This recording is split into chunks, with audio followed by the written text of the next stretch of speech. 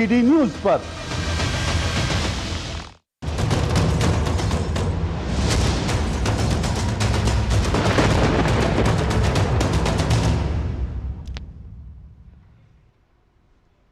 नमस्कार, बड़ी खबर पर बड़ी और सार्थक बहस के साथ हम लेकर हाजिर है 5 की पंचायत। मैं हूं आपके साथ रीमा पराशर। आज सवाल सरहद के उस पार भी है और इस पार भी। बांग्लादेश में हिंदुओं के घर जलाए जा रहे हैं, मंदिरों पर हमले हो रहे हैं, लड़कियां डर के साए में जीने को मजबूर हैं। और जब ये पीड़ित जान बचाकर भारत की ओर देखते हैं तो सबसे पहले जिस राज्य से उम्मीद होती है वही आज खामोशी में सबसे ज्यादा गहरा क्यों गया है, बंगाल। जहां सत्ता हर मंच से मानवाधिकार की बात करती है, जहां संविधान का हवाला दिया जाता है, लेकिन जब भी बात बांग्लादेशी हिंदुओं पर होती है वहीं पर यह सत्ता चुप क्यों हो जाती है।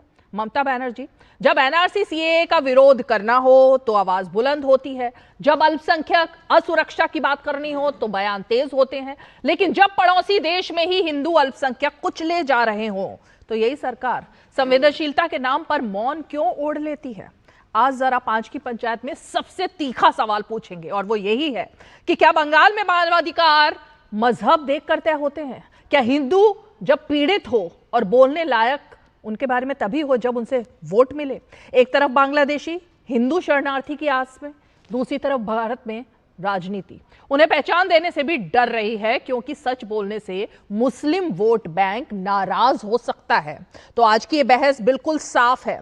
ये बहस धर्म की नहीं है, ना ही नैतिकता की बात करेंगे, ना ही किसी और की, बल्कि उस राजनीति की करेंगे जो तुष्टीकरण के आगे मानवता को पीछे छोड़ रही है। क्योंकि आज कई सारे अपडेट लेकर के सामने आया है आज का दिन। एक तरफ बंगाल में जब हुमायूं ने अपनी पार्टी घोषित कर दी और उस पार्टी को घोषित करने के बाद यह बात सामने आई कि ममता बनर्जी ने उनको हटा तो दिया, लेकिन अब तो ये पता लग रहा है कि क्या दोनों की मिली भगत हो रही है। एक तरफ हिंदू वोट, दूसरी तरफ मुस्लिम वोट, मुस्लिम वोटों के पैरोकार बने हुए हुमायूं, और इधर ममता बनर्जी कुछ अलग ही बात कर रही हैं। तो ये मिली भगत आखिरकार किसको फायदा पहुंचा रही है? घुसपैठियों को, उस वोट बैंक को जिसकी खातिर बंगाल में भी हम लगातार देख रहे हैं कि मुर्शिदाबाद में क्या होता है, संदेश खाली में क्या होता है, और आज स्थिति ये आ चुकी है कि इस चुप्पी पर भी सवाल खड़ा करने से लोग बच रहे हैं। कांग्रेस की भी कुछ वैसी ही हालत बन गई है और वैसी ही हालत कुछ तृणमूल कांग्रेस की है। इसी चुप्पी पर आज सवाल तीखे करेंगे, बहस होगी शानदार, लेकिन सबसे पहले जरा वो बयान देखते हैं और तस्वीरें देखते हैं जिसकी वजह से आज ये मुद्दा चर्चा में है।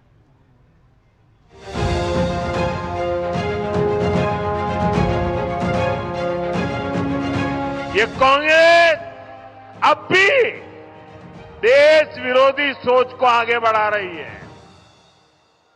ये लोग असम के जंगल जमीन पर उन बांग्लादेशी घुसपैठियों को बसाना चाहते हैं,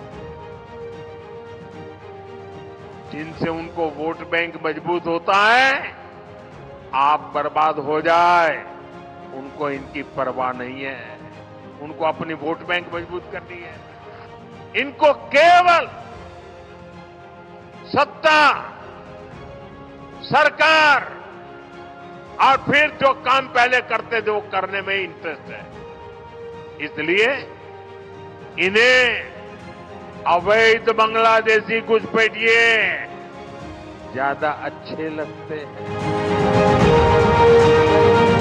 Government is there in center, and in Assam also his own government, that is called double engine government.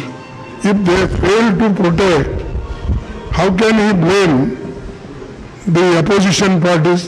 Are we ruling them? हिंदुओं की दुर्दशा कब समाप्त होगी? वहां माइनॉरिटी है एकदम, वहां जरा कठिन है। फिर भी जो मैक्सिमम बचाव हो सकता है उसके लिए वहां के हिंदू को इकट्ठा रहना पड़ेगा। बंगाल में एक लोकप्रिय सरकार है जो लगातार जनता के हित के लिए काम कर रही है, गरीब जनता को उनके हितों के लिए काम कर रही है। राजनीति जो पार्टी कर रही है ये तो कोई खेलने के लिए नहीं करा, इलेक्शन के लड़ने के लिए आम आदमी को काम करने के लिए उनको जिम्मेदारी लेके उनको पास रहने के लिए तो पार्टी खोल रहा है। He will not be able to win next time. मस्जिद बनाने की जो माहौल बने हुए थे आम लोगों की भावनाओं को देखते हुए अब लगता है कि मस्जिद से आगे जाकर पार्टी बनाने के लिए ये सारे मेहनत कर रहे हैं। ये दोनों एक साथ है। चुनाव के बाद ये एक साथ आ जाएंगे। टीएमसी को वोट देंगे तो हुमायूं को मिलेगा, हुमायूं को देंगे तो टीएमसी को मिलेगा। दोनों का ये चोली दामन का रिश्ता है। एक तो पहले बांग्लादेश में जो हो रहा है वो उसको एक चिंता की बात है। वहाँ हिंदू होने दो, मुसलमान हो तो इस तरह के मारना ये बिल्कुल गलत बात है। अत्याचार अत्याचार है, किसी के ऊपर भी हो, किसी के ऊपर भी हो, निंदनीय है और उसको स्वीकार नहीं किया जा सकता।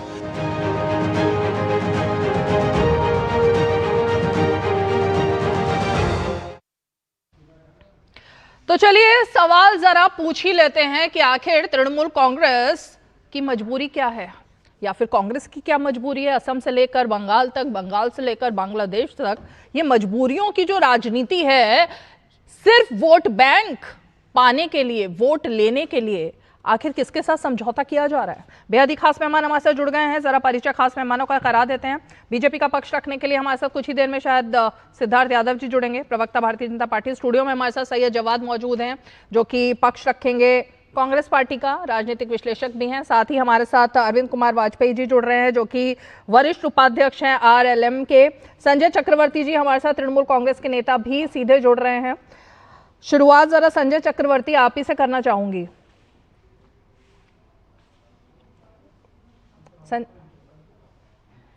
संजय चक्रवर्ती, मेरे ख्याल से थोड़ा सा ऑडियो की दिक्कत है, लेकिन जरा सैयद जवाद क्योंकि स्टूडियो में मौजूद है। संजय चक्रवर्ती जी जुड़ गए आप? सर ये चल क्या रहा है बंगाल में?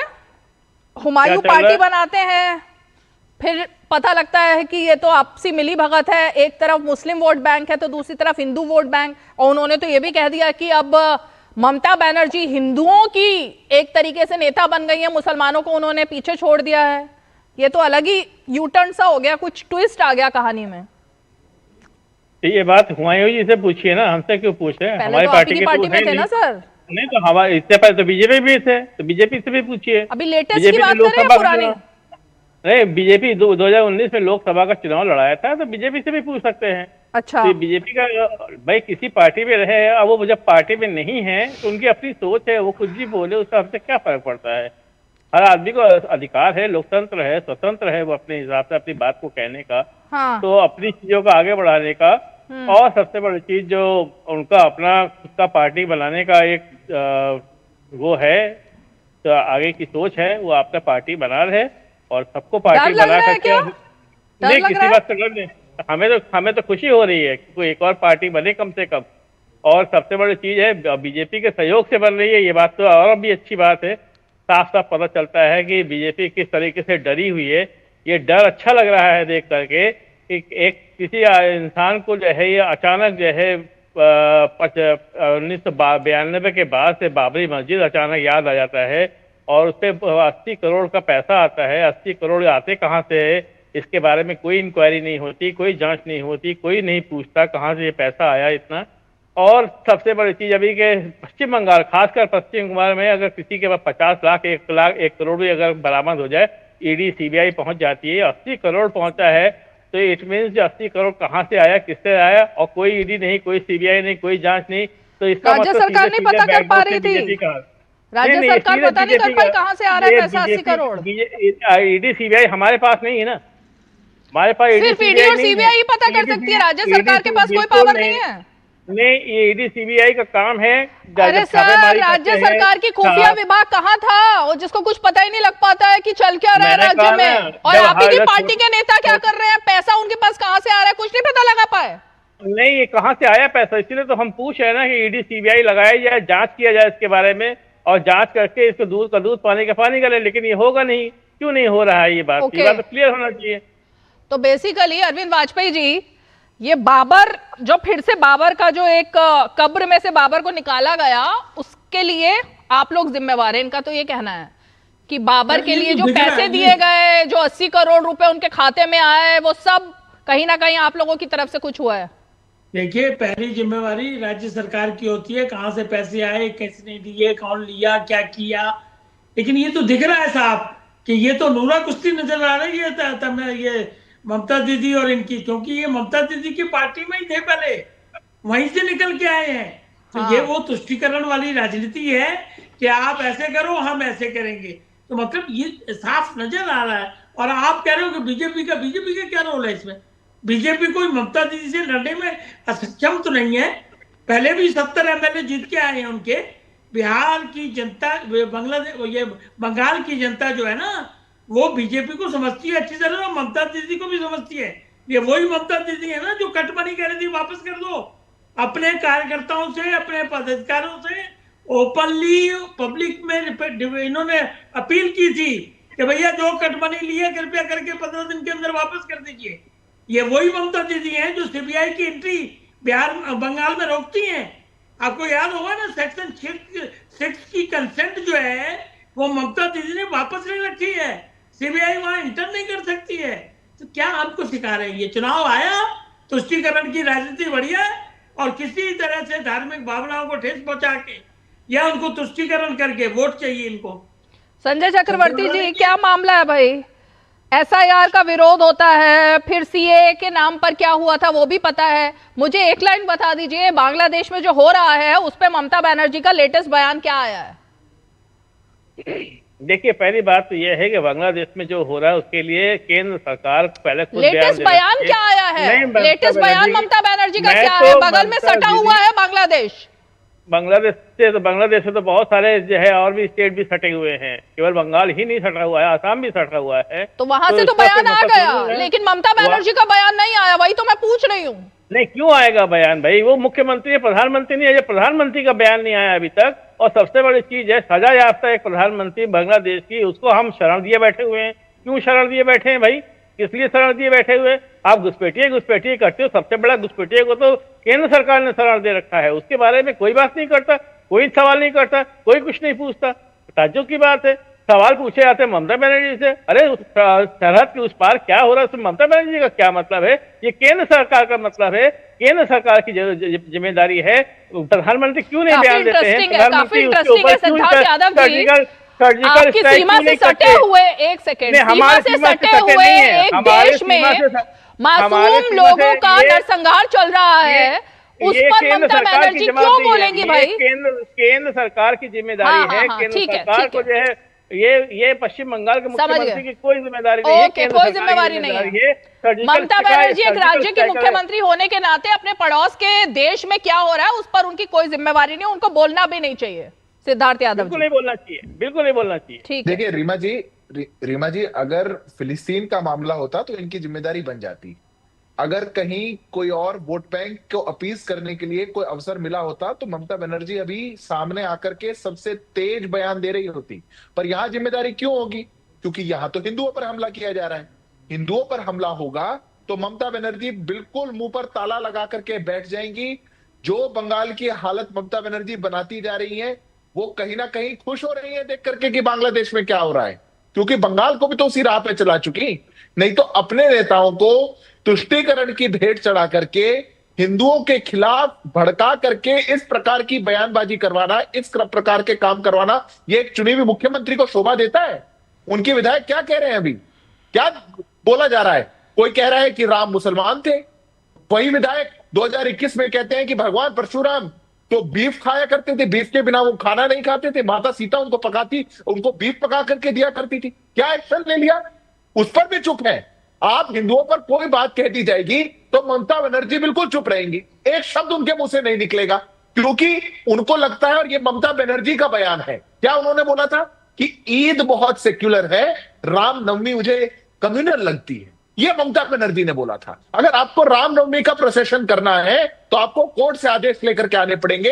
अगर आपको मुहर्रम निकालनी है तो पश्चिम बंगाल में कोई जरूरत नहीं है, पलक पावड़े बिठा करके ममता बनर्जी की सरकार वहां खड़ी है।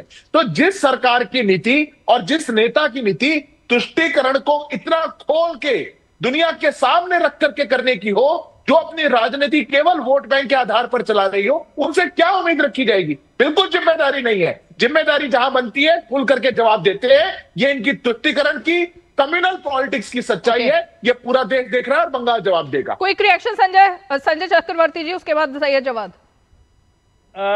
जो इनके बड़े ही पुराने नेता है भारतीय जनता पार्टी के, रम में बसे हैं राम बोलने वाले नरेश अग्रवाल को पार्टी पाल पोस कर रखती है, और परशुराम जी को जो है, जो ब्राह्मण थे उसको लकड़हारा बोलते हैं, तब उस समय इनके मुंह में दही जम चुका होता है। मणिपुर के बारे में जब बात करनी हमारे तो बिल्कुल नहीं जनता, कोई बोलता उसका विरोध करते हैं। बिल्कुल अभी आपका विरोध कर रहा हूं, जो बोलेगा उसका विरोध करते हैं। प्रधानमंत्री 77 दिन तक जो है मणिपुर के बारे में नहीं बोले। उस समय आपको नहीं लगता सर ये तुष्टीकरण की नीति है? आपको नहीं लगता जब भी जो है, अरे कमाल है, ना समझ में आए आपको? अरे ना समझ में क्या फॉरेन पॉलिसी, ना देश में समझ में आए इंटरनल पॉलिसी। ये फॉरेन पॉलिसी है, कुछ ये समझ में मणिपुर नहीं फॉरेन आएगा। पॉलिसी है, लद्दाख फॉरेन पॉलिसी है, मणिपुर इंटरनल पॉलिसी बांग्लादेश है। से हमसे क्या मतलब है?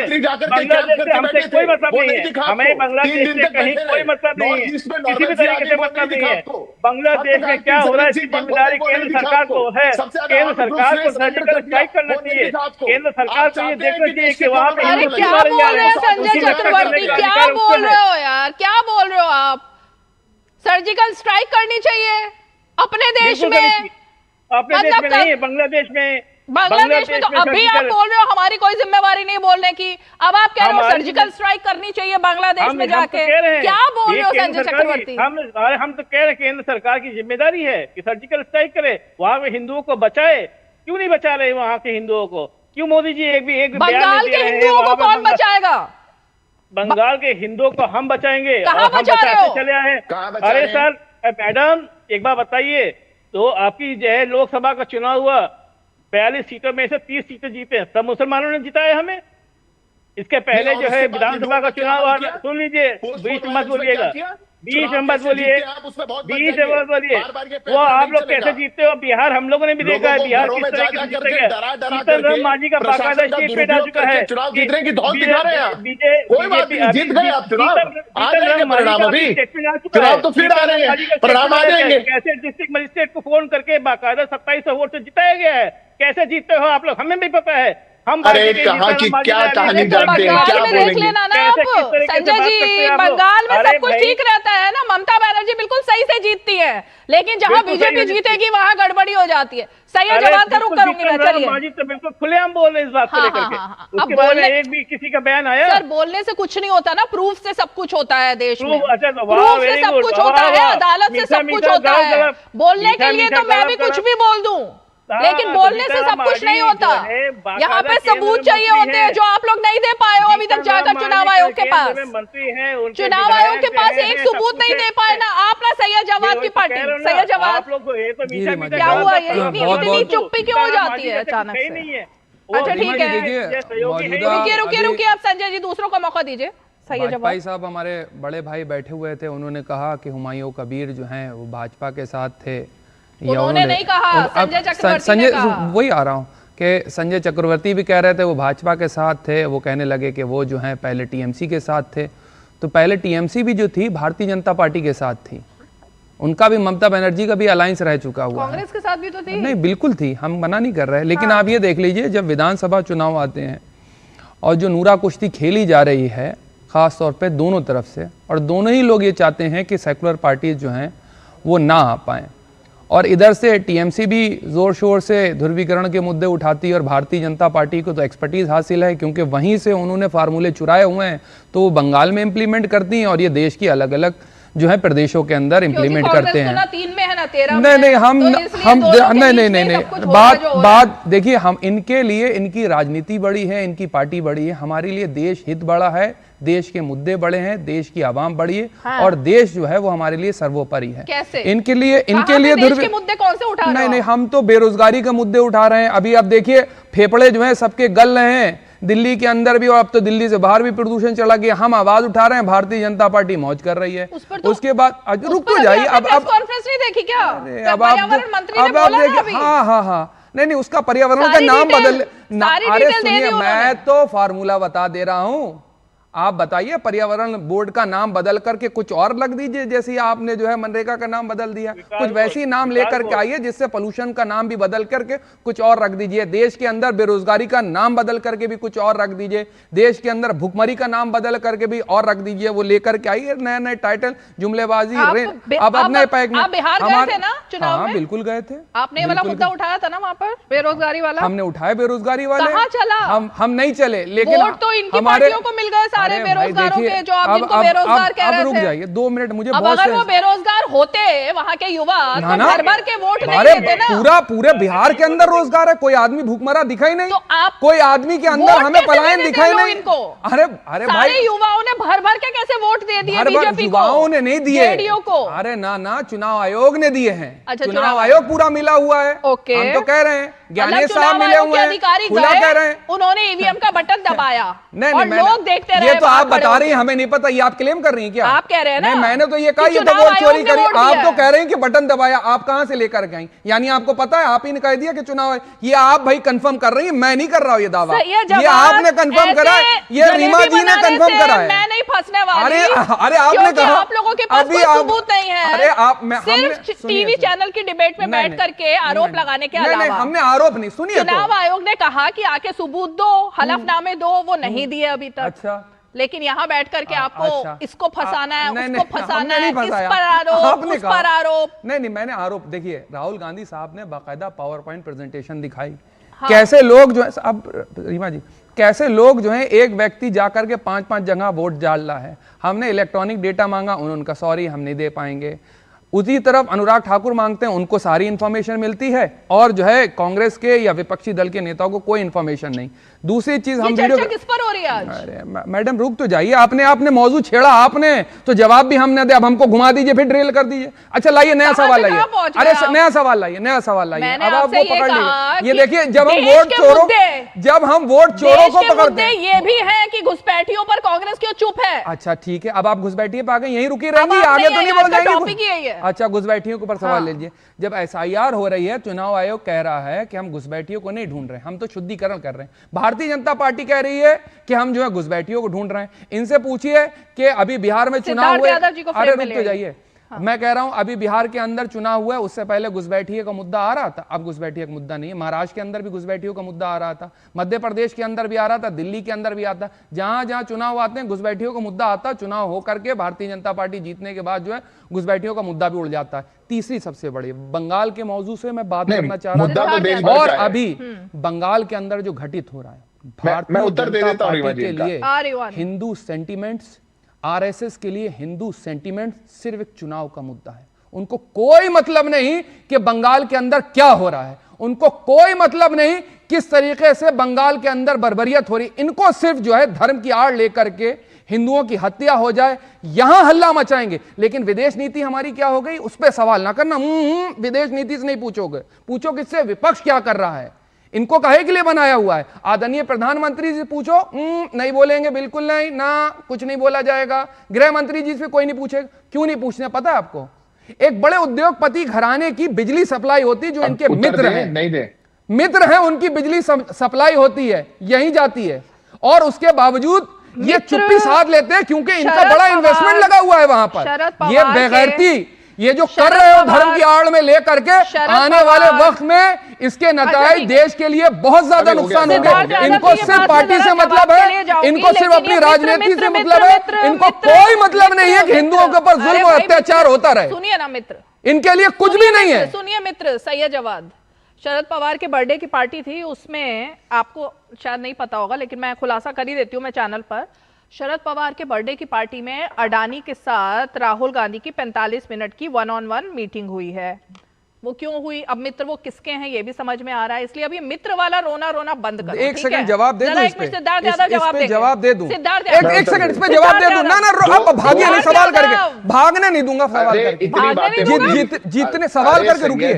जितना क्रिटिसिज्म राहुल गांधी साहब ने करा है तमाम मंचों पे लेकर के, तमाम जगह पे, एक बार भारतीय जनता पार्टी करके दिखा दे। आप शोर मचा रही हैं। झूठ पर झूठ क्यों बोलते हो? कौन झूठ पे झूठ बोल रहा है? बाहर कुछ और दोस्ती है, अंदर कुछ और कौन? दोस्ती है। कोई दोस्ती नहीं, कोई दोस्ती नहीं, कुछ और चेहरा है, भाई ऐसे नहीं होता। आप पिक्चर, अच्छा सुनिए, आपने दोस्ती देखी? दिखाइए, इमेजेस दिखाइए, आप इमेजेस जारी करिए, आप इमेजेस जारी करिए, आपने खुलासा करा, इमेजेस जारी करिए। मैं ऐसे नहीं आरोप लगाने दूंगा। आपने आरोप लगाए हैं, सार्वजनिक करिए, के बारे में कुछ पता ही नहीं, सार्वजनिक करिए ना। फिर आप सूत्रों के आधार पर सूत्रों, अब सूत्र आ गए, अब सूत्रों के आधार पर नहीं। जवाब को यही नहीं पता कि देश में लॉ है कि अपने सूत्र जो है। हाँ, तो आपको ये कहना था कि सूत्रों के आधार पर पता चला है। आप, अच्छा, आपको ये कहना ही नहीं था, आपने तो बाद में कवर फायर दिया इस पे। देखिए, दो बातें सैयद जवाद जी ने ऐसी कही जिनका मुझे लगता है कि उत्तर दिया जाना चाहिए। पहली बात तो उन्होंने कहा कि घुसपैठिया मुद्दा है, नहीं है, बिहार में घुसपैठिया, भाजपा के लिए घुसपैठिया। उत्तर से लेकर के दक्षिण तक, पूर्व से लेकर पश्चिम तक, कश्मीर से कन्याकुमारी और अटक से लेकर कटक तक हमारा क्लियर स्टैंड है, इस देश के अंदर घुसपैठियों को अलाउ नहीं किया जाएगा। जहां चुनाव हो, चुनाव ना हो, एसआईआर हो, एसआईआर ना हो, कोई प्रक्रिया हो, प्रक्रिया ना हो, घुसपैठियों का कोई स्थान भारत में नहीं है। ये कोई स्थान घुसपैठियों का भारत में नहीं है। ये भारत एक संप्रभु देश है। ये रखने की, ये कहने की ताकत है हम में। ये भाजपा में ताकत है, आप जैसे लोगों में नहीं है जो घुसपैठियों के वोट के आधार पर चलते हैं। मुंह से जबान नहीं निकलती घुसपैठियों के खिलाफ। हम कहते हैं दावा ठोक करके, घुसपैठियों को अटक से लेकर कटक तक, कश्मीर से लेकर के कन्याकुमारी तक कहीं नहीं रहने देंगे। ये पहली बात। दूसरी बात, आपने कहा बंगाल में जो हो रहा है वो तो राजनीति है, भाजपा राजनीति देख रही है। राजनीति नहीं है साहब, हमने लोग खोए अपने। पोस्ट पोल वायलेंस में भारतीय जनता पार्टी के लोगों की शहादत हुई है, जान गई है। ये टीवी पे बैठ करके ज्ञान देने वालों की नहीं गई है, ये एसी कमरों में बैठने वालों की नहीं गई है। बंगाल को तुष्टिकरण की भेंट से बचाने के लिए भाजपा का कार्यकर्ता दिन रात मर रहा है वहां, रोज जाकर के मौतें हो रही हैं। कभी उठा करके देखिएगा। पर आप लोग मुर्शिदाबाद पर भी चुप रहते हैं। आप लोग शेख शाहजहां, वहां का टीएमसी का बड़ा नेता, वो सड़क पर दरिंदगी कर दे, लाशें बिछा दे, आप सब चुप रहते हैं। सबकी संवेदनाएं चुप है। रही तीसरी बात, बांग्लादेश का भी उल्लेख आप कर रहे थे, आप क्यों चुप है? सरकार डंके की चोट पर कह रही है कि नहीं होना चाहिए। भारतीय जनता पार्टी डंके की चोट पर कह रही है कि मोहम्मद यूनुस और उनकी सरकार को जवाब देना पड़ेगा। बांग्लादेश में हिंदुओं का प्रोटेक्शन होना चाहिए। पर प्रियंका गांधी जो फिलिस्तीन का बैग टांग करके पार्लियामेंट में जा सकती हैं, वो बांग्लादेश के हिंदुओं के लिए कुछ नहीं कर सकती। और सुना है आज तो कि अमेरिका चली गई है, भाई जर्मनी चला गया, बहन अमेरिका चली गई, किससे मिलने गई? ये सारी जॉर्ज सोरोस वाली मीटिंग ये दोनों भाई बहन ही क्यों करते हैं? ये जब आप लोगों का चाल चरित्र और चेहरा होगा, तब आप लोगों की कोई मॉरल अथॉरिटी नहीं है इस देश के अंदर कहने की। आप लोग केवल राजनीति के नाम पर राजनीतिक गिद्ध बनकर कहते हैं। और जिस मित्र की ज्यादा बात कर रहे थे ना, और जिस पर अभी इतना हल्ला काट रहे थे, आप जाकर के पूछिएगा कि तेलंगाना और राजस्थान में कॉन्ट्रैक्ट क्यों दिए थे भैया? सबसे बड़े कॉन्ट्रैक्ट क्यों दिए थे आपने? ये आप लोगों का चाल चरित्र और चेहरा है। ये हिपोक्रेसी है आप लोगों की, और देश इस हिपोक्रेसी को समझ चुका। तभी 95 चुनाव राहुल गांधी हार चुके। जहां जाते हो वहां चुनाव हार जाते हो, और यही खर्च आपका रहने वाला है। 10 सेकंड बोलिए जल्दी। देखिए, आपकी हिपोक्रेसी जो है वो सब लोग देख रहे हैं। बंगाल के अंदर जो चाहे हो रहा है, बांग्लादेश के अंदर जो चाहे हो रहा है। आप तमाशबीन के तरीके तमाशा देखिए। मणिपुर के अंदर भी होता रहा, अपने ही देश के अंदर। अभी यहां पर टीएमसी के नेता ने बताया लद्दाख के अंदर भी होता रहा। आप तमाशबीन के तरीके तमाशा देखते रहे। आपसे जब भी सवाल करे जाएंगे, जवाबदेही विपक्षी होगी। राहुल गांधी क्यों नहीं बोले? अरे आदरणीय प्रधानमंत्री जी कितना बोले, आदरणीय गृह मंत्री जी कितना बोले, विदेश मंत्री जी क्या बदलेंगे? विदेश मंत्री जी क्या सूट बदलने के लिए है? बेहतरीन जाकर के कॉन्फ्रेंस करने के लिए। ब्रेक लेते हैं, छोटा सा ब्रेक लेते हैं, ब्रेक के बाद लौटेंगे। आ रही हूँ, ब्रेक के बाद आ रही हूँ, छोटा सा ब्रेक लेते हैं।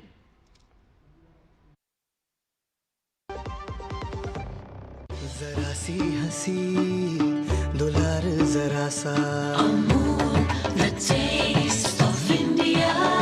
जरा सी अंदर प्यार जरा सा,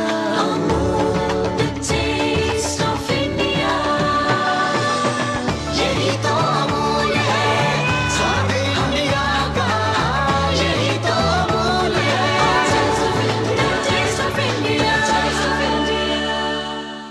चिंतामणि, क्यों इतनी चिंता करते हो? क्या खरपतवार से परेशान हो? पेश है स्टील MH210 प्लावोमीटर। खरपतवार पे करो वार, सुनहरी फसल होगी हर बार। तू मेरे घर के रानी, ये मेरे खेतों का राजा। स्टील उपकरण लाए परिवर्तन।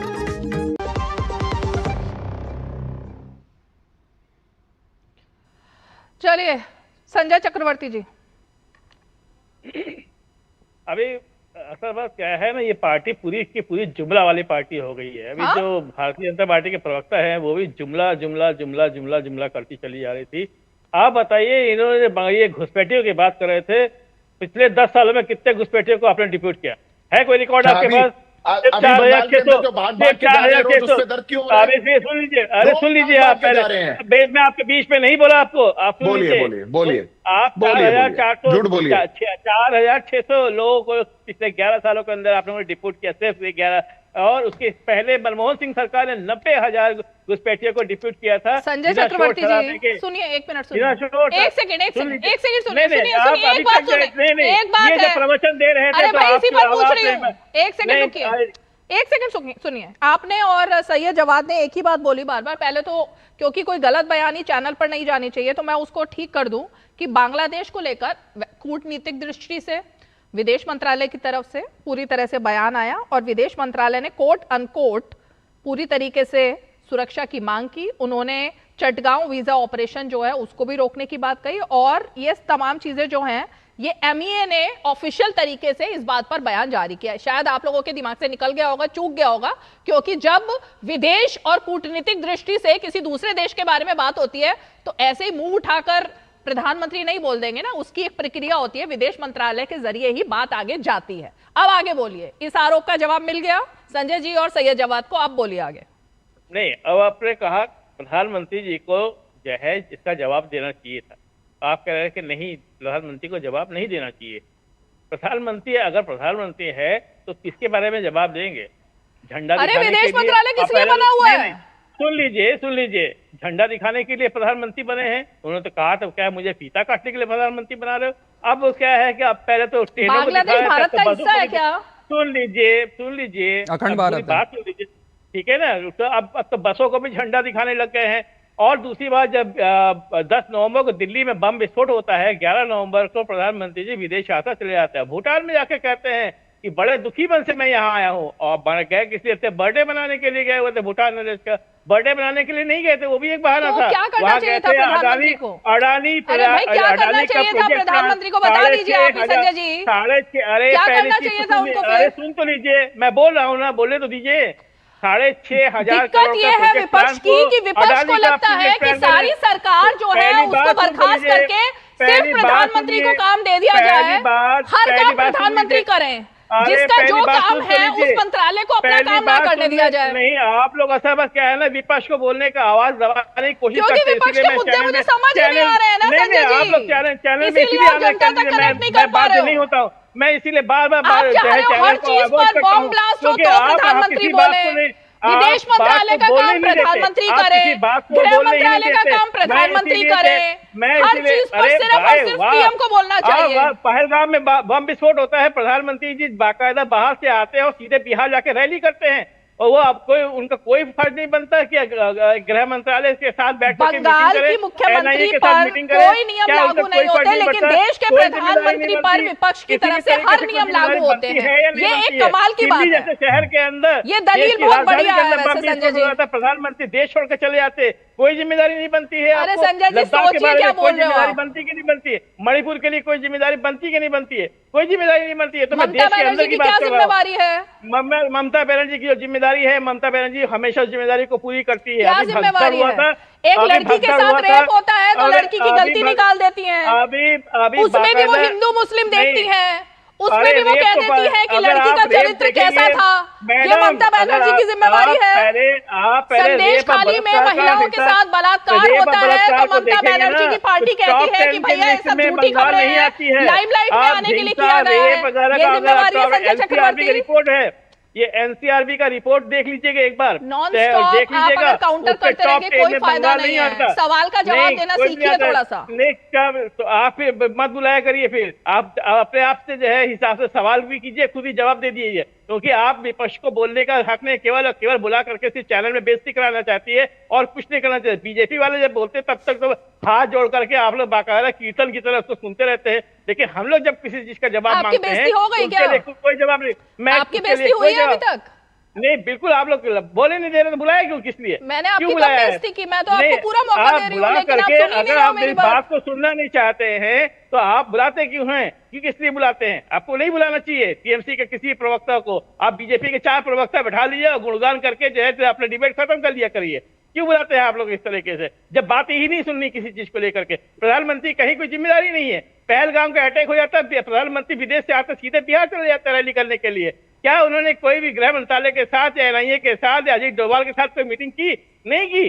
सीधे बिहार में जाकर के वहां जाकर बिल्कुल करी। अरे एक सेकंड सुन लेते हैं, फिर ये कहने का मौका नहीं दिया। झूठ बोल रहे हैं आप। एक मिनट। अरे आप झूठ बोल रहे हैं, आप झूठ बोल रहे हैं, झूठ बोल रहे हैं, आप झूठ बोल रहे हैं। झूठ बोल रहे हैं। और बाकायदा वहाँ नीतीश कुमार के साथ हंसी कमाल मजाक बात कर रहे कर थे रहे हैं। वहाँ पे। अब मैं आपको टोकूंगी, बिल्कुल अब आपकी रैली वहाँ उलझुल जाके बातों के लिए मैं रैली आपको करेंगे, जो चीज़ टोकूंगी, समय- फिर आप कहोगे कि हमें बोलने नहीं देते।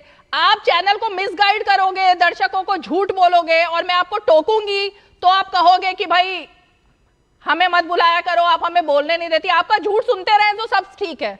आपको कैसे पता प्रधानमंत्री ने मीटिंग नहीं की थी? क्या कोई सार्वजनिक हुआ था? छोटी से छोटी बात को जो है अच्छा, मतलब ये बातें सार्वजनिक होनी चाहिए। कमाल है। बड़ी सी बातचीत होती हुए तो बाकायदा ब्रेकिंग न्यूज बनता है। ग्राउंड में मीटिंग होगी। ये क्या प्रधानमंत्री ने ये क्या, ये देखिए इस तरह से ये देखिए, अब आपकी ये बातें हम सुनते रहे तो सब ठीक है। संजय चक्रवर्ती ये बहुत कमाल बड़ी खबर है है, कि बिल्कुल। प्रधानमंत्री ने बाकायदा एनआईए की बैठक की।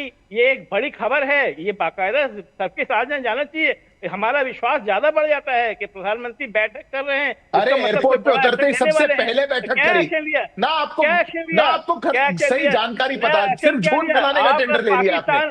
पाकिस्तान को पहले से खबर कर देते हैं, बाकायदा आपके विदेश मंत्री खुद बताते हैं। बांग्लादेश में नहीं बोलेंगे क्या संजय जी? बांग्लादेश में नहीं बोलना है? अरे पहले ही बता दिया गया था। बांग्लादेश में नहीं बोलेंगे ना? बांग्लादेश में नहीं बोलते संजय चक्रवर्ती, उनको पूरे देश की बात करनी है, लेकिन बांग्लादेश में नहीं बोलना ना। बांग्लादेश के बारे में हम क्यों बोले? बांग्लादेश के बारे में प्रधानमंत्री सब जगह बोल सकते हैं, बांग्लादेश पर क्यों बोलेंगे? वाह भाई वाह, देश के क्यों? बारे में बात करेंगे। वोट बैंक मैं रहता है, पहलगाम के ऊपर बात कर बांग्लादेश रहा में हूँ, वोट रहते हैं पहलगाम के ऊपर आपके। बात कर रहा हूँ, चुनाव मैं लड़ेंगे उनका वोट कश्मीर के ऊपर लेके। बात कर रहा हूँ, कश्मीर के बारे में बात कर रहा हूँ, मैं लद्दाख के बारे में बात कर रहा हूँ, मैं मणिपुर के बारे में बात कर रहा हूँ, मैं अपने देश के बारे में बात कर रहा हूँ। मैं बांग्लादेश के बारे में क्यों बात करूंगा? मैं क्यों बात करूंगा बांग्लादेश के बारे में? ठीक है। बांग्लादेश की बात करने का हक केवल केंद्र सरकार को है। ओके, वो ऑथराइज है केंद्र सरकार। बांग्लादेशी घुसपैठियों पर बात करेंगे या नहीं? उस पर भी नहीं करनी? बांग्लादेश के अंदर पूरे देश के अंदर घुसपैठिया है, बांग्लादेश में केवल नहीं है। और बांग्लादेश के जो घुसपैठी बंगाल में है आपके वोटर, उन पर बात करेंगे? घुसपैठी के नाम पे जीता गया। महाराष्ट्र का चुनाव घुसपैठे के नाम पे जीता गया। बिहार का चुनाव घुसपैठे के अरविंद नाम पे वाजपेयी जी जीता जवाब गया। दीजिए। और इसका केवल सिर्फ और सिर्फ एक वो अपना बढ़त लेने के लिए घुसपैठिया शब्द का नया इस्तेमाल किया है। क्योंकि विकास नाम की कोई चीज है ही नहीं। लगातार पुल गिर रहे हैं, सड़क धस रहे हैं, सब कुछ हो रहा है। अरविंद वाजपेयी जी देखिए रीमा जी, ये टीएमसी के जो सज्जन हैं, इनसे एक सवाल पूछिए जरा कि बांग्लादेश में निर्दोष नृशंस हिंदुओं की जो हत्याएं की जा रही हैं, क्या इनका फर्ज नहीं है कि उसको कंडेम करें? साफ कह रहे हैं बांग्लादेश में नहीं बोलेंगे। हिंदुओं की हत्याएं हो रही है, आपको चल रहा है। हमारा भाई खत्म हो रहा है। अब आप बीच में बोल रहे हो। ये कहाँ बोला आपने? अब आप बीच में बोल रहे हो संजय चक्रवर्ती जी। आप बीच में बोल रहे हो, प्लीज। आप बीच में बोल रहे हो, आप रुक जाइए। बांग्लादेश में क्या हो रहा है? मैं पहले कह रहा हूँ, आप कार्रवाई की बात कर रहे हैं तो कार्रवाई केवल केंद्र सरकार के अरे यार सुनिए, बात तो सुनिए जनाब, बात सुनिए ना। मैं कह तो रहा हूँ, मैं हिंदू आपने नहीं कहा है, आपने नहीं कहा है। एक इंसान आपके कहने से कुछ नहीं होगा। आपकी मुख्यमंत्री को नहीं इंसान मारा जाता है ना, वो हिंदू हो या मुसलमान, सिख हो, ईसाई हो, कोई भी इंसान मारा जाता है, उसके लिए हमारा। संजय चक्रवर्ती जी, आपने बहुत ज्यादा अब ये सब कर लिया। अब रुक जाइए एक सेकंड। पहले आप मुझ पे आरोप लगा रहे थे, इतनी देर से वो चुपचाप बैठे हुए हैं वाजपेयी जी। अब मैं दूसरी बार उनके पास गई हूँ, लेकिन आपको अब नहीं उनके बीच में भी बोलते रहना। रुक जाइए ना एक मिनट। देखिए साहब, अब रुकिए एक सेकंड रुकिए। हाँ बोलिए वाजपेयी जी। साहब आपने जब हमने कहा है तब आपने ये बोलना शुरू किया नंबर 1, और आपके बोलने न बोलने से कुछ नहीं हो गई। आपका मुख्यमंत्री जो संवैधानिक पद है वो कंडेम नहीं करेगा, मतलब वो कंडेम भी नहीं करेगा। कार्रवाई तो हमने करनी है, और अभी ये बताया कि मिनिस्ट्री ऑफ एक्सटर्नल अफेयर्स ने क्या क्या बयान दिए। हम छोड़ने वाले लोगों में से नहीं है, लेकिन आपका ये फर्ज बनता है कि अगर बांग्लादेश में नृशंस हिंदुओं की हत्याएं हो रही हैं तो आप उसको कंडेम करें। आप अपनी जनता को बताएं कि भाई यहाँ धार्मिक भावनाओं को ना भड़काया जाए, ये चीजें ठीक होनी चाहिए, लेकिन आपने नहीं किया। अच्छा एक बार बताइए, घुसपैठियां जो है ये समस्या नहीं है देश की, और ये समस्या हमें विरासत में मिली है। हम तो अभी 10-11 साल से है ना, और हम उसको सॉल्व करने का प्रयास कर रहे हैं। फेंसिंग किसने की है पूरे बॉर्डर पे? हम लोग 6,784 किलोमीटर की फेंसिंग की है सरकार ने, और 620 किलोमीटर जो बांग्लादेश से जुड़ता हुआ है उसमें आप लोग फेंसिंग तक नहीं करने दे रही वहां की सरकार। मतलब क्या इसको कहा जाएगा? आप सिर्फ गवर्नमेंट को एलिगेशंस लगाएंगे, आरोप लगाएंगे और खींचालेदन करने की कोशिश करेंगे, लेकिन अपने फर्ज को भूल जाएंगे। कैसा विपक्ष है? और ये चुनाव के वक्त अपने एक गुटके को खड़ा कर देंगे और तुष्टीकरण की राजनीति करेंगे, तो क्या बाकी का समाज इसको समझता नहीं है? बातों को क्या देखता नहीं है? और उसका जवाब मिलेगा, पूरा जवाब मिलेगा इस चुनाव में। संजय जी बोलिए, आप बोलिए। गुंडागर्दी से बंगाल का एक एक आदमी परेशान है। जिस तरह की तुष्टीकरण वहां हो रही है ना, उसका रिजल्ट आने वाले चुनाव में आपको दिखेगा। आपने क्या एसआईआर में ये कर दिया? क्या कर दिया हमने एसआईआर में? सुप्रीम कोर्ट मॉनिटर कर रहा है, डे टू डे मॉनिटरिंग है। एक इलेक्शन बिहार में काउंटर मार्क नहीं हुआ है। आप लोगों ने एक ऑब्जेक्शन से इलेक्शन कमीशन को नहीं लगाया है। और जो वोट कटे हैं वो वोट कौन से कटे हैं? जिनकी मृत्यु हो गई है, जिनके रिपीट एड्रेस हैं, या जो घर छोड़ के चले गए हैं। आपने कहा बड़ी हेरा फेरी हो गई, वोट चोरी हो गया, वोट चोरी हो गया। एक इलेक्शन पिटीशन फाइल की है आपने? ठीक है, क्या कोई फॉर्मल कंप्लेंट इलेक्शन कमीशन को दी? लेकिन जब रिजल्ट डिक्लेयर हो जाता है तो सिर्फ और सिर्फ हाई कोर्ट को पावर होती है, किसी को नहीं होती। ठीक है, बोलिए संजय जी, बोलिए जल्दी से। उसके बाद खत्म मामला। अपने बिहार को देखिए, ठीक है, अपने बिहार की वजह से इस बार बंगाल में ममता दीदी गई। वही ममता दीदी है जो प्रधानमंत्री को पत्थर के रसगुल्ले भेजूंगी बोले थोड़ी हम सब लोग। अच्छा ठीक है, ओके। बंगाल का संजय चक्रवर्ती बोलिए। बोल चुके सर, और कुछ? अरे बोलिए तो सर। बोल दीजिए, वो भी बोल दीजिए। अब मैं आता हूँ, एफआईआर का विरोध भारतीय जनता पार्टी के किसने किया? योगी आदित्यनाथ जी राष्ट्रीय नेता हैं, आपके पार्टी के राष्ट्रीय नेता। उन्होंने बाकायदा विरोध किया है, कहा है कि जो है पिछले साल जो है वोट जब लोकसभा का चुनाव हुआ था तो 15 करोड़ 70 लाख रुपए 70 लाख वोट थे। अब की बढ़ करके जो 16-18 साल के बच्चों का जो हुआ है तो कुल मिला के 16 करोड़ हो जाना चाहिए था, लेकिन दिखा रहा है 12 करोड़। इसने विरोध किया, ममता बनर्जी ने विरोध किया, योगी आदित्यनाथ ने विरोध किया है, और बाकायदा कहा है कि 85% वोट जो है बाकायदा हिंदुओं के काटे गए, बीजेपी के काटे गए। किसने विरोध किया? ये बात कही किसने? और ओपन मंच में कहा गया है इस बात को लेकर के। और योगी आदित्यनाथ जी जो कहा है तो ये सत्य है, ये प्रूफ कर देता है कि एसआईआर के नाम पे वोट काटे जा रहे हैं। और आईटीआर जब में दाखिल किया गया था उसमें लिखा गया था आईटीआर से इलेक्शन कमीशन करके हम ये एसआईआर हमारे अधिकार क्षेत्र में आता ही नहीं है, ये आईटीआर से आया है, अधिकार क्षेत्र में आता नहीं। आप कह रहे हैं कि किसी ने विरोध नहीं किया। लोकसभा में 18,000 शिकायतें दर्ज की थी समाजवादी पार्टी की तरफ से, एक का भी इलेक्शन कमिश्नर ने जवाब दे दिया। क्यों नहीं दिया भाई? क्यों नहीं दिया जवाब? लोकसभा में क्यों? एक का जवाब नहीं आया किसी का भी। चुनाव आयोग में चाहिए हलफनामा। नहीं, हलफनामा क्यों? किस लिए हलफनामा चाहिए? चुनाव आयोग प्रोसीजर ही वही है ना संजय जी। चुनाव आयोग फुटेज क्यों नहीं देता? प्रोसीजर ही वही है संजय जी। बाद क्यों फुटेज खराब करता है? कानून के हिसाब से देश चलेगा ना, संविधान के हिसाब से चलेगा। नहीं, संविधान के हिसाब से संविधान ऐसे नहीं चलेगा ना संजय जी कि आप बोलेंगे और चल जाएगा। बाकायदा चुनाव आयोग को असीमित अधिकार क्यों दे दिए गए? बाकायदा विपक्ष को बहिष्कार करवा करके उसको टर्मिनेट करके बाहर किया। किसने किया? उसमें चीफ जस्टिस ऑफ इंडिया को किसने बाहर किया? चुनाव आयोग को चुनने के लिए किसने बाहर किया? चुनाव आयोग पे एफआईआर नहीं हो सकता, ये किसने किया? ठीक है, ओके, इतना लंबा नहीं बोलते संजय जी, बस मुझे इतना बताइए कि अगर इस बार चुनाव आयोग, आप इतने आरोप लगा रहे हैं, पश्चिम बंगाल में फिर से अगर ममता बनर्जी जीत जाती हैं तो वो जीत ममता बनर्जी की होगी या चुनाव आयोग की होगी?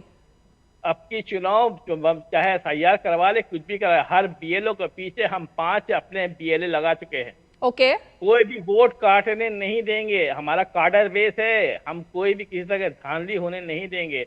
जो जिसकी मृत्यु हो चुकी है उसका नाम कट रहा है, और जो अरे जीत किसकी मानी जाएगी, चुनाव आयोग की या ममता बनर्जी की?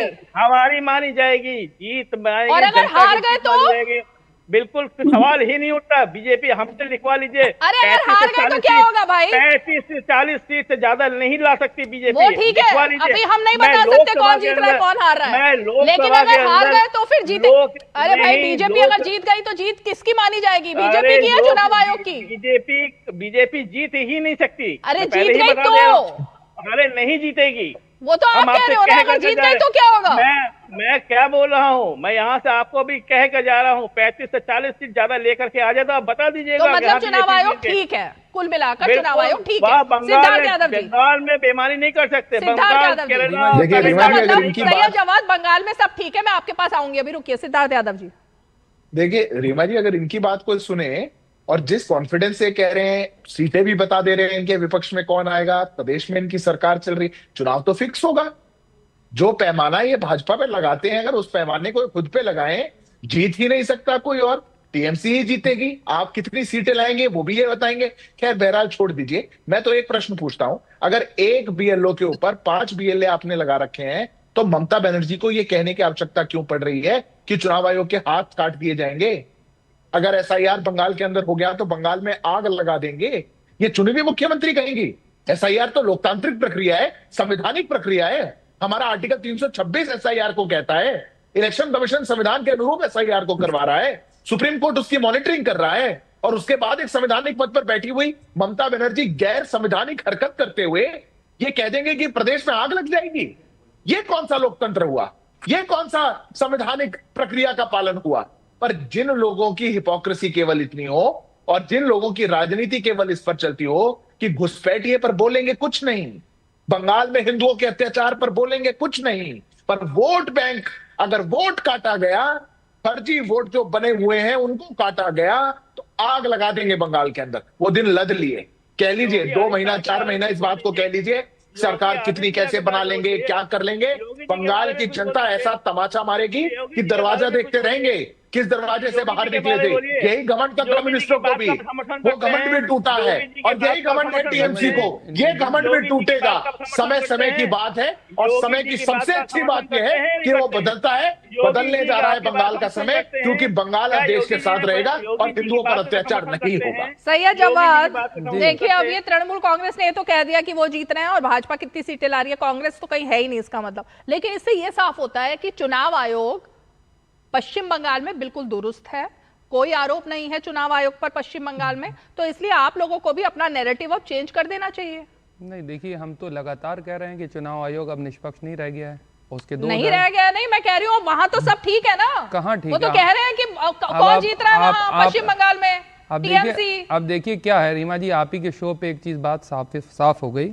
अब अगर कितने भी अच्छे प्लेयर हो, कितनी भी अच्छी टीम हो, हाँ। अगर मैच के दौरान रेफरी जो है वो निष्पक्ष नहीं रहेगा, मैं कितने भी अच्छी जो है परफॉर्मेंस दे लूँ वो मान्य नहीं होगी। अभी अरविंद वाजपेयी ने भी बोला, उसके बाद सिद्धार्थ भी बोल रहे थे, टीएमसी के संजय भाई भी बोल रहे थे, खूब अच्छी नूरा कुश्ती चल रही थी, मैं भी एंजॉय कर रहा था। लेकिन हैरत की बात यह है, जब सवाल रखे जाते हैं तो सवालों के जवाब नहीं है। आप बताइए, SIR की प्रक्रिया का जो विरोध हो रहा है वो इसलिए भी हो रहा है, इतनी आनंद फानंद में, तब के सुप्रीम कोर्ट में सुनवाई चल रही है, सब्र कर लेते। सबसे हैरत की बात आपको बताता हूँ ये क्यों करना चाह रहे हैं। आज तक जनसंख्या के आंकड़े जो हैं वो सार्वजनिक नहीं करे, उसके लिए इन्होंने चालाकी क्या करी, दलील क्या दे रहे कि वो कोविड आ गया था इसलिए हमने आंकड़े सार्वजनिक नहीं करे। इनके पास आंकड़े सारे रखे हुए हैं, गिनती अभी आई नहीं है सामने, वो हम जब जाति जनगणना करेंगे उससे पहले SIR करा लें। क्यों? 2024 में भाजपा के ऊपर से लोगों का विश्वास खत्म हो गया। जैसे ही ये 240 पर आए, इनकी समझ में आ गया, और 240 भी कैसे आए वो भी हम जानते हैं। अगर जिस तरीके से बनारस के अंदर वोटिंग हुई, हम तो लाइव देख रहे थे आप ही के सामने। 99 कैसे आए थे? 99 नहीं, ये 150 सीटें आना थी। किसकी? 90 कांग्रेस की। हाँ फिर ठीक है, लेकिन भारतीय जनता पार्टी के और चुनाव आयोग के गठजोड़ के कारण हम तो कह रहे हैं इनको 240 नहीं 170 180 की लाले थे। अरे हजार हम बता रहे हैं 99 पर क्यों बख्श दिया बीजेपी ने आपको? अरे वो गलत आई है सीटें, हमारी 150 सीटें हैं भाई। अरे तो 99 का ऐसा मोहताज कैसे बना दिया? चोर जो है ना, जहां उसको कॉन्फिडेंस होता है चोरी का, जहां पकड़े नहीं जाएंगे वहां सबसे ज्यादा डकैती और चोरी होती है। उसको पता होता है कि उन इलाकों में कम चोरी करना जहां पे पकड़ लिए जाएंगे, इसीलिए इनको पकड़ा गया। और चुनाव आयोग की जहां तक बात आती है, आप देखिए कितना हास्यास्पद है। मिल्कीपुर के चुनाव हम लोग ने देखे, उपचुनाव हमने देखे, किस तरीके से पुलिस प्रशासन लोगों को घर से निकलने ही नहीं दे रही थी। रामपुर का भी उपचुनाव देखा, सामने पिस्टल तान कर दे रही थी। बंगाल में क्या देखा? अच्छा, अब आपको चुनाव अच्छा सुनिए, तो अब आप पूछ जाती हैं, जवाब नहीं लेती, फिर आप बंगाल में पहुंच जाएंगे। एक जगह चुनाव आयोग में इत्मीनान से जवाब तो सुनिए। अच्छा, बिल्कुल नहीं था, नहीं बिल्कुल था। तो पुराना अगर हम बता दें इनको, बिहार चुनाव के क्योंकि मैं पुरानी बातें करूंगी तो फिर राहुल गांधी प्रियंका गांधी को बुरा लग जाता है कि इतिहास पे बातें नहीं करनी चाहिए। ये 70 साल नेहरू के ऊपर बात कर सकते हैं, इनको पूरी इजाजत। हम 1.5-2 महीने बात नहीं कर सकते। वाह क्या लोकतंत्र है, शाबाश। ऐसा लोकतंत्र हमने देखा नहीं, 70 साल से होता चला जा रहा है। ये नैरेटिव नहीं बनाते। अच्छा लीजिए, मतलब किसी चीज का जवाब ही नहीं लेना है, जो कहिए आप सही। आप बता दीजिए क्या बोल रहे हैं। बिहार के हम ये देख कर के आए कि भारतीय जनता पार्टी और यहाँ पे जिसके प्रवक्ता बने हुए हैं आप साहब, जिन पार्टियों को लोग जानते भी नहीं थे उनका स्ट्राइक रेट 90% है। अगर SIR ना होती और इतनी जल्दबाजी नहीं करते तो आपके चैनल पे और हम भी जमीनी सतह पे थे, हमने देखा जितना विरोध भारतीय जनता पार्टी का नीतीश कुमार साहब का नीतियों के ऊपर लेकर के था, जितना युवक उत्सुक से कि हमने बदलाव के लिए वोट दिया, मैं दोबारा होकर के आया हूं बिहार, उन्होंने कहा हमने बदलाव के लिए वोट दिया है। आप पूछ लीजिए जाकर के, फिर करवा लीजिए सर्वे, तमाम सर्वे बता रहे थे और हम भी थे जमीनी सतह पे कि हमने बदलाव के लिए वोट दिया है। कैसे भारतीय जनता पार्टी जीत गई, कैसे आ गई वहां पर? ठीक है, अगर चुनाव आयोग इतना ही निष्पक्ष होता तो हम देख चुके होते कि उसकी 10 सेकंड और 10 सेकंड और नहीं आपने टाइम कम है ना अरविंद। नहीं, चुनाव आयोग की प्रक्रिया कैसे आपने जो बोला वही बोल रहे हैं। पार्लियामेंट में पूरी चर्चा करा ली, उसमें से ये कुछ नहीं निकाल पाए। सुप्रीम कोर्ट पार्लियामेंट चलने ही कहां दी गई साहब? सुप्रीम कोर्ट ने इनकी एक बात नहीं मानी। सुप्रीम कोर्ट ने SIR मानी क्यों नहीं मानी भाई? सुप्रीम कोर्ट ने कहा कि इलेक्शन, सुप्रीम कोर्ट ने कहा आधार को ऐड करिए। संविधान के हिसाब से, रूल बुक के हिसाब से काम चल रहा है। बिहार में एक इलेक्शन ये काउंटर मान्य नहीं करा पाए। टीवी की बहस में बोलने से कोई इलेक्शन सेटिसाइड नहीं होता है। टीवी की बहस में बोलने से वोट चोरी नहीं हो जाएगी। वोट चोरी के लिए आपको सबूत देने पड़ते हैं। अरे सबूत दिए, पावरपॉइंट प्रेजेंटेशन दी भाई, हाईकोर्ट का बना हुआ है। मीडिया के सामने क्यों नहीं कहा तो मीडिया के सामने राहुल गांधी साहब ने कहा मीडिया के सामने दी भाई, मीडिया के सामने दी। गृह मंत्री साहब को ऐसे हिलने लगे। तो मतलब मीडिया पे लोगों को भरोसा नहीं, मीडिया गलत दिखाता, यानी आपने मान लिया राहुल गांधी साहब ने मीडिया के सामने दिखा दिया, लोकतंत्र का चौथे स्तंभ के साथ मीडिया के सामने दिखाया। तो किसके सामने दिखाया? ने संसद के पटल पर, लोकसभा में, राज्यसभा में ये बात बोली कि संविधान में कहीं एक क्लॉज नहीं है कि आप प्रेस कॉन्फ्रेंस कर दें और वहां सबूत दे दें, और उस प्रेस कॉन्फ्रेंस के माध्यम से आपने जो भी कुछ बोला वो कोर्ट में भी उस दलील को माना जाए, चुनाव आयोग भी उस दलील को माने, क्योंकि आपने प्रेस कॉन्फ्रेंस कर दी। बहुत शानदार, ये कहीं नहीं लिखा है बहुत हमारे शानदार। संविधान में भाई। देखिए, जब इलेक्टोरल बॉन्ड को लेकर के सुनिए तो इलेक्टोरल बॉन्ड को लेकर के राहुल गांधी साहब बता रहे थे, तब ये करे बिल्कुल निष्पक्षता के साथ हम ट्रांसपेरेंसी के लिए चंदे लेकर के दे, सुप्रीम कोर्ट ने थप्पड़ बजाए, उसके बाद खामोश खड़े हुए हैं। अभी तो सुनवाई चली रही है ना, सुप्रीम कोर्ट ने कौन सा डिसीजन दे दिया? ऐसी क्या जल्दबाजी थी? 1 घंटे के शो में आप हर जगह पहुंच गए, लेकिन जहां आप भी हर जगह पहुंच गई। आपने भी हर जगह पहुंचाया, बंगाल पर नहीं पहुंचे, मतलब अब जैसी काउंटर होता है फौरन टॉपिक चेंज, मुद्दा चेंज। चलिए फाइनल संजय चक्रवर्ती, उसके बाद सिद्धार्थ यादव जी, फाइनल जवाब। देखिए, जो भी कुछ कर लें, जितना भी ताकत लगा लें, जितना भी अपनी जो भी ताकत लगाना चाहें लगा लें बंगाल के अंदर, और बंगाल चुनाव जीत करके दिखा दें।